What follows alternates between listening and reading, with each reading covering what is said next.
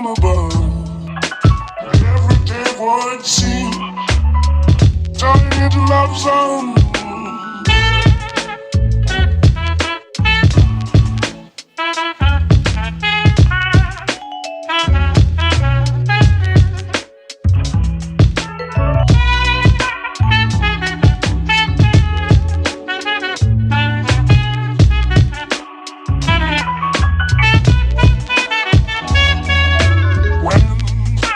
Press me to your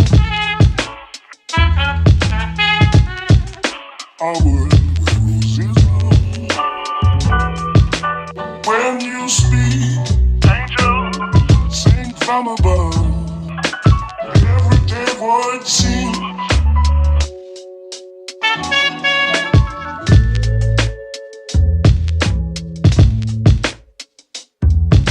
Let's talk meditation. What is meditation? Why practice meditation? And really, what's the point of it all? So basically, meditation is the act of non-doing, is an art of simply being and resting into the present moment. As when we run, we're completely focused in running. As when we play football, we're completely focused in playing football. As when we are doing any activity, we're completely focused and immersed into that activity. Meditation is the practice of being totally immersed in the practice of just being, of sitting and not doing anything in specific.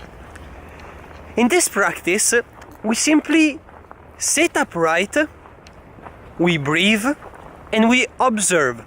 We observe the internal environment as much as we observe the external environment. Everything that arises in our experience, that could be a sound, or that could be a thought, or that could be a person coming into the room, we simply observe it non-judgmentally. By non-judgmentally, I mean that we simply observe the raw sensorial information coming in without adding any external judgment or thought to that stimuli. Everything that arises, such as a thought or a sound, is taken in consideration in the same in the same way. As at this, we just become the observer, the awareness. Behind all of the manifesting figures, we rest still and observe everything that arises within us and without us. And as we practice this, we become the observer of our thoughts, and we don't identify with them anymore. As the difference between identifying with being sad or with the thought that is coming about sadness and simply observing it as a passing cloud, as something that rises and falls, as something that must pass. And by learning to detach from what arises, we can simply observe it for what it is and achieve a clearer vision of reality around us. There was this study done on some meditators and ordinary people, where it was found out that by inflicting pain to them through heat, the meditators were able to deal with higher levels of heat and derive less pain out of it. This is because they observed just the raw sensorial heat coming in, the raw sensorial information, without attaching any judgment to it.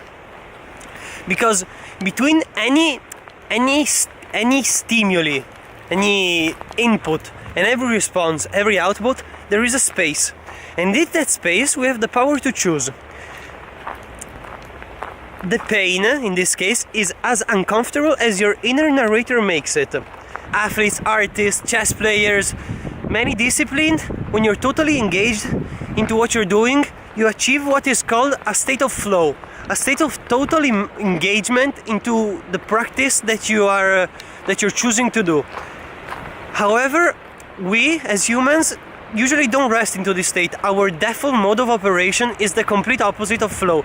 It's the state that we're in when we're not focused on anything in particular. And it involves the prefrontal cortex and the singular posterior cortex. Meditation is able to literally switch our default mode of operation to a state of flow even when we're not doing anything, just when we're being, because we train ourselves to be completely immersed and focused into any activity that we put ourselves into, even in the activity of not doing anything. And that activity becomes a template, becomes an activity that doesn't have a subject, where we can plug in any subject. We can plug in running, we can plug in studying, we can plug in eating, and every activity is, as the pain in the study that we talked about, is experienced for what it is experienced totally, completely, with full enjoyment, full passion, because we put our agency and we chose to do that practice. It's a meta practice, a practice that improves all areas of your life. Our minds are always in a state of looking for more, or not being happy with what is. We always want something different from the reality that is presented to us. We're always looking for more and we're never satisfied with what is. So this practice permits you to totally center yourself and ground you into what is, into the present moment. Not into our expectation of what reality should be, but totally embrace and accept the present moment as it is. Because we have control just within us. We don't have control about what goes on around us. We can just change the way that we perceive it and the way that we see it. And by doing so, whatever comes to us, any unexpected event, anything that we didn't expect it to be, we just accept it as it is, and we embrace it and love it for what it is. We can expand our circle of compassion and our identity to embrace larger parts of the universe. This comes with the experience of ego transcendence for meditation, and this is what you can achieve for this practice, is expanding your sense of identity to encapsulating larger part of the universe, larger part of what you define yourself to be. Because as of now, the limits of my body define who I am, because I identify with my body. But this sense of self is as much as a thought as any other thought. Every thought forms starts and forms from the I thought, because everything that you think about is self-referenced to you and a separation between the other. And if you're able to transcend that thought, you're able to expand your consciousness and your awareness to encapsulating everything that is around you. You just are all of it. There is no more interaction between subject and object. They all exist as one.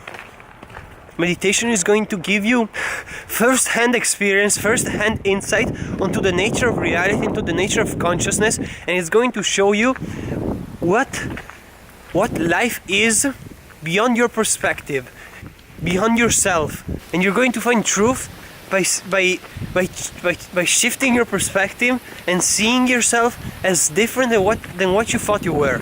Because things are not what they seem to be, and meditation is permitting you to have a glimpse into objective reality.